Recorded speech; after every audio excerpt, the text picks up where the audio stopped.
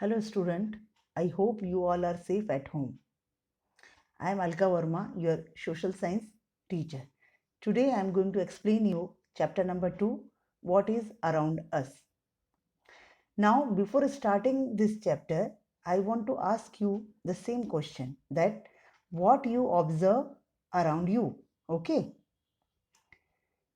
Now we observe the things like sun, tree, river, mountain, etc. So today we are going to learn about the same. Now look at in your textbook. First para.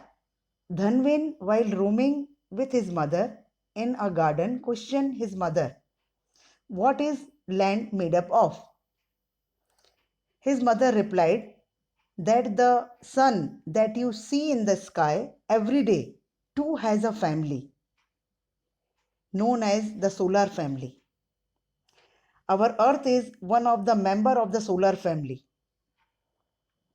Children, the most important point is that only the earth among the members of the solar family has got the suitable temperature, water and air to sustain living beings.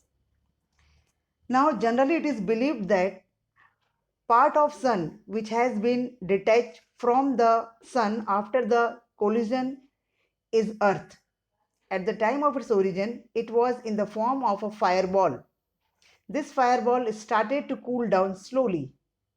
Many elements of the earth got transformed into liquid and further into solid form. During this process, the elements which got transformed into solid are known as the lithosphere, and the elements which got transformed into liquid are known as hydrosphere, and the elements which transform into gases came to be known as atmosphere. Above all, the living world which developed due to land, water and air came to be known as biosphere. In this way, the four spheres came into existence on earth. Now children, you can look at the picture given in the textbook. Lithosphere for ground, hydrosphere for water, atmosphere for air and biosphere for life. Let's take a look each of these four spheres in detail. Now the first one is lithosphere. The land area on the surface of the earth is called the lithosphere. It occupies about 29% of the surface of the earth. It includes landforms such as mountain, plateau, plains, valleys, etc. This layer is almost 64 km to 100 km thick. The thickness of the lithosphere is not the same everywhere on the earth. Similarly, their interior and exterior do not have identical physical features. It is mostly made up of substance like soil and rocks. As we go deeper into the interior of the earth, the temperature increases. Due to the very high temperature in the interior of the earth, the rocks are found in melted state, which is known as magma. Now children, you should remember one thing, that the molten liquid of rocks in the interior of the earth is known as magma. There are some gases also in the interior which exert pressure to come out when heated. These are under pressure of the rocks above.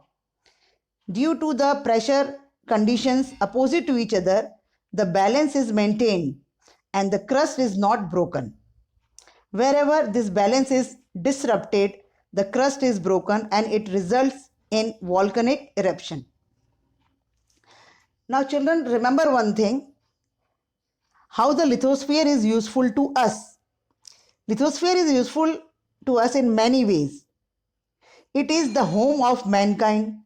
It gives space for inhabitation to man, material to construct houses, fresh water, land for cultivation, forest, and useful minerals for industries. Thus, life cannot be possible without lithosphere. Now, in my next video, I will explain you the further topic. Thank you.